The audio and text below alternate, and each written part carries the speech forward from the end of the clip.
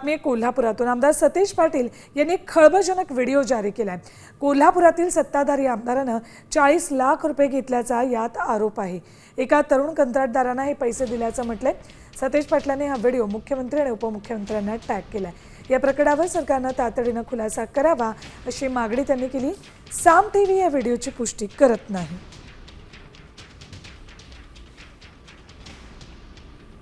या व्यवस्थेमध्ये आमदारांच्यावर एखादा आरोप होतो त्यावेळी त्याची सत्यता पडताळणी होणं गरजेचं आहे, कारण की लोकांच्यात एक अविश्वासाचं वातावरण त्यामुळे निर्माण होतं। त्यामुळे मी तो ऑफिशियल पेजवर टाकून मुख्यमंत्री उपमुख्यमंत्र्यांना टॅग केलेला आहे। हे खरं आहे का खोटं आहे एवढंच आमचं म्हणणं आहे। खोटा असेल तर हा व्हिडिओ खोटा आहे म्हणून त्या ठिकाणी, कारण तो सोशल मीडियावर व्हायरल झालं, ज्यांनी टाकलेलं आहे ती ID आहे, त्यांना बोलवून घेतलं पाहिजे। त्या व्यक्ती कोण आहेत त्यांच्याकडून खातरजमा करून घेतली पाहिजे। आणि खरं आहे का खोटं आहे हे एवढं लोकांना कळालं तर मतदानाच्या आधी लोकांना निर्णय घेणं सोपं होईल।